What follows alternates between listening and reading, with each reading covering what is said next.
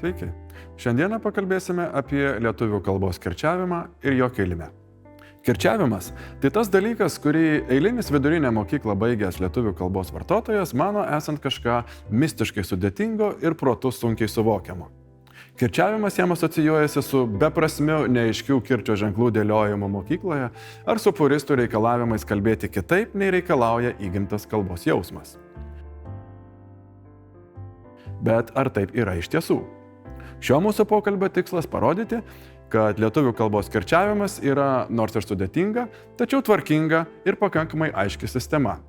Palyginti nesunkiai suprantama ir tikrai turinti prasmę. Pradėkime nuo esminių sąvokų. Lietuvių kalbos kirčiavimo sistemos pagrindą sudaro du esminiai elementai – kirtis ir priegaidė. Kirtis – tai vieno kurio nors skiemens išryškinimas žodyje. Pavyzdžiui, tardami žodį namas, ryškiau ištariame pirmąjį skiemenį na. Tuo tarpu, tardami to paties žodžio formą namu, jau ryškiau ištarsime antrąjį skiemenį mu.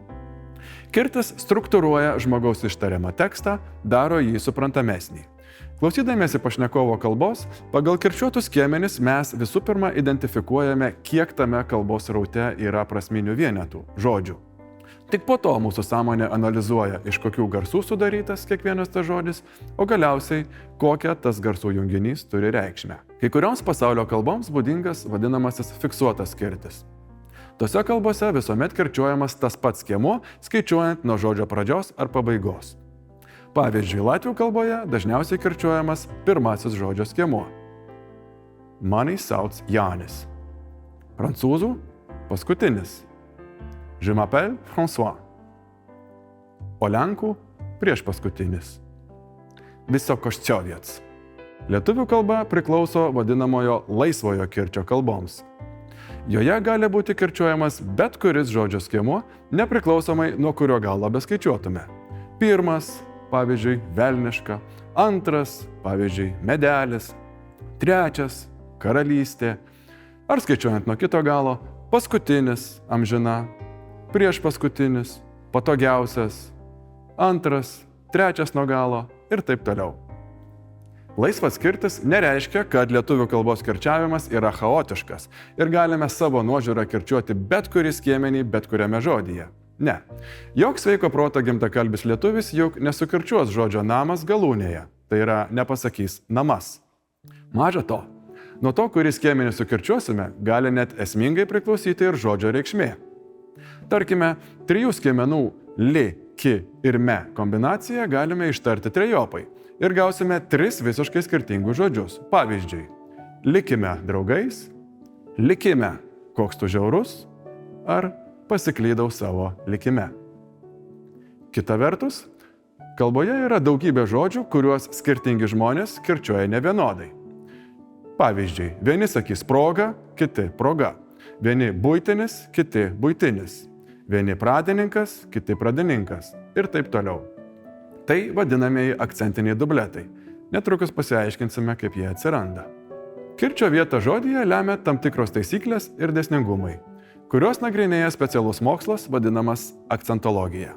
Kalba nuolatos kinta. Su kiekviena nauja karta kalboje pasikeičia ne tik kai kurie žodžiai, bet ir atskiri garsai, morfemos ar ištisos žodžių konstrukcijos. Neišimtis ir kirčiavimas.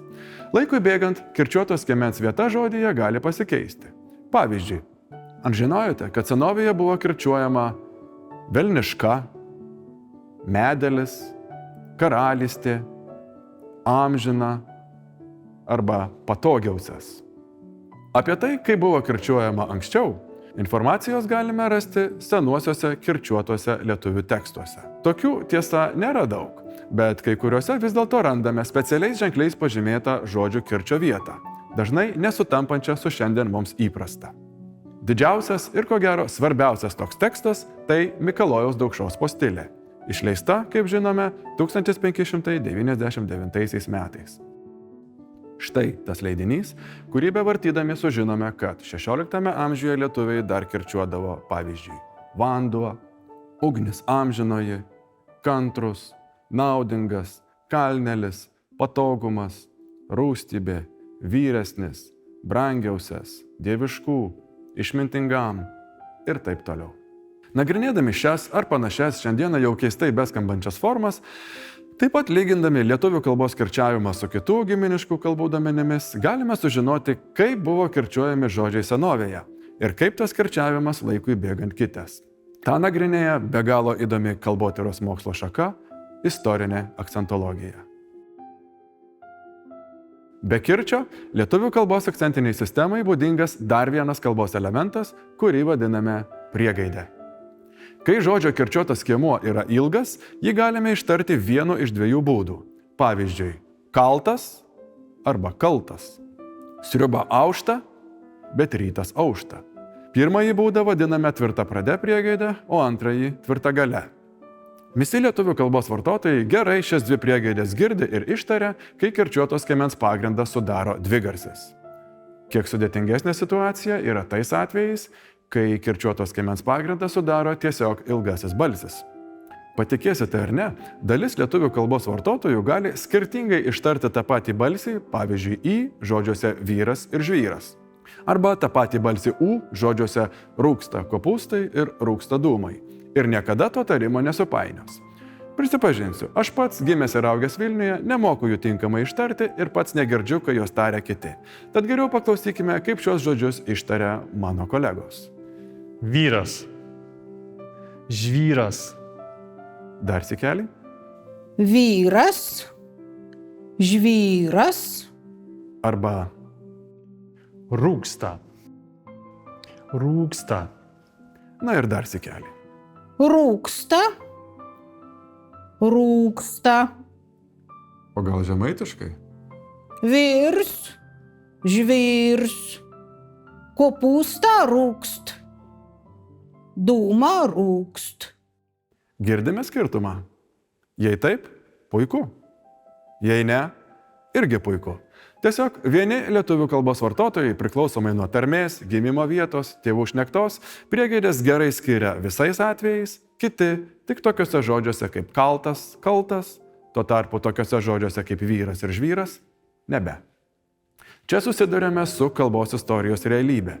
Priegaidės šiuo metu lietuvių kalboje nyksta. Tačiau galime nebejoti, kad senovėje jas puikiai girdėjo ir tarė visais atvejais visi lietuvių kalbos vartotojai, nepriklausomai nuo tarmės.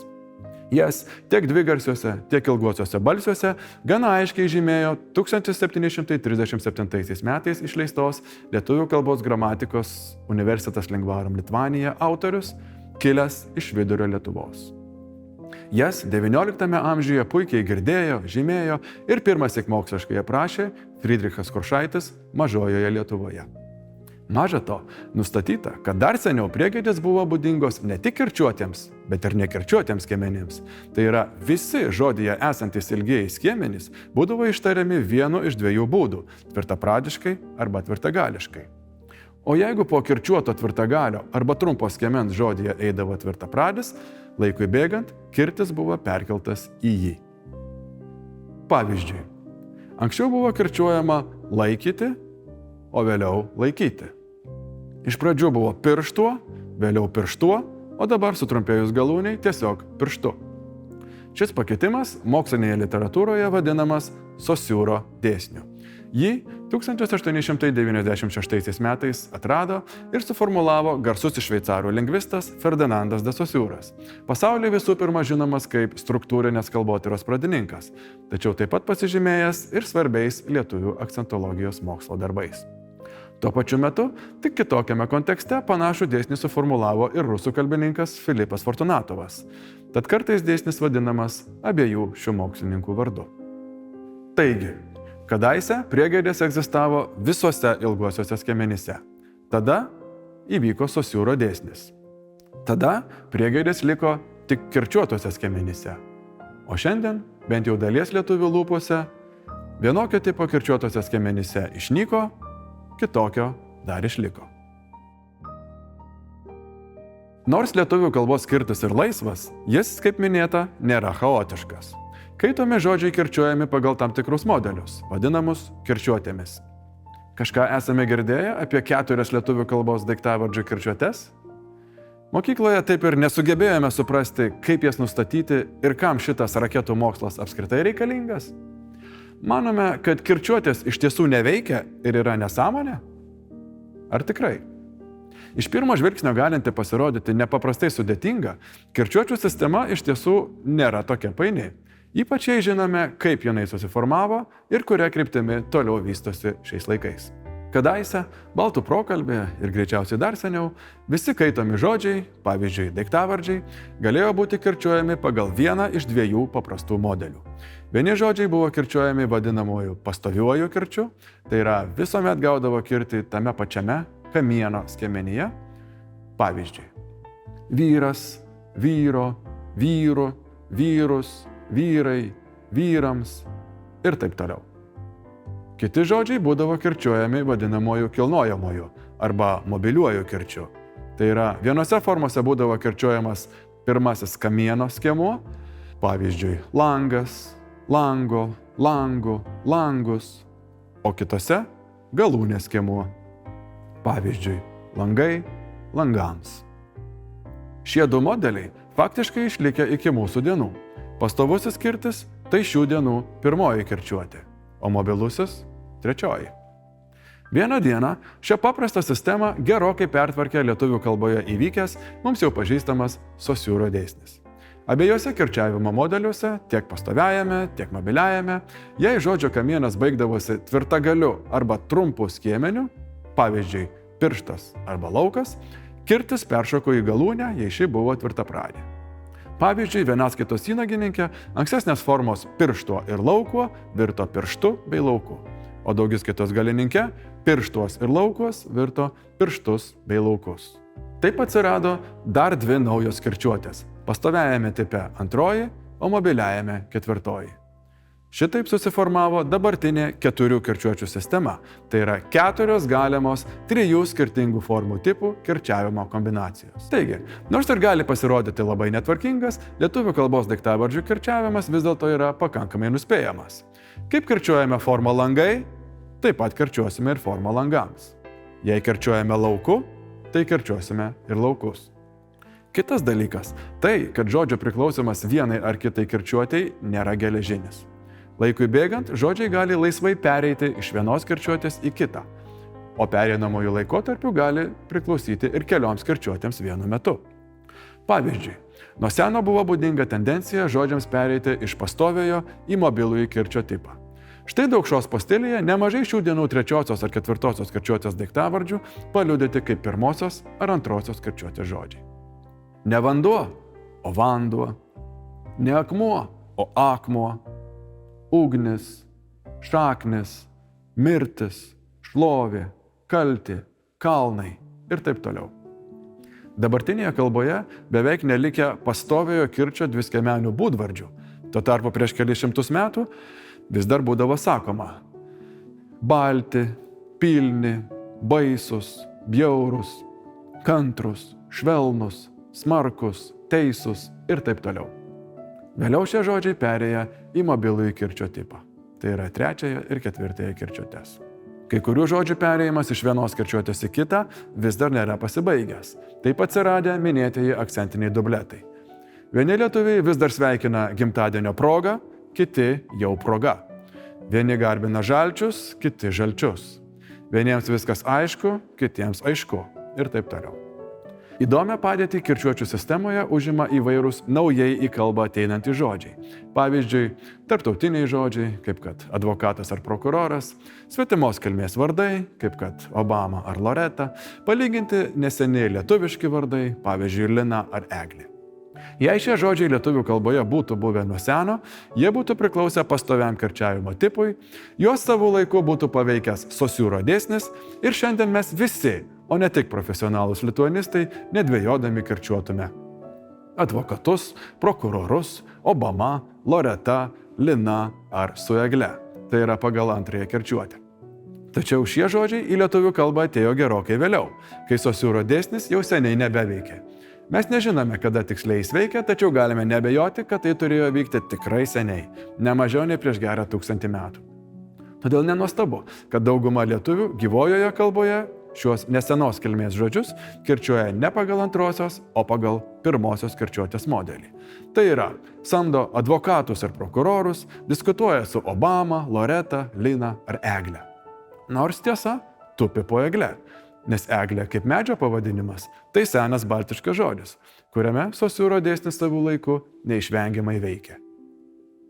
Kad ir kaip bebūtų, tai, kad vieni kirčiuojame vienaip, o kiti kitaip, nereiškia, kad kirčiuočių sistema neveikia. Ji tiesiog persitvarko, kaip ne vienas iki jau buvo persitvarkiusi ir praeityje.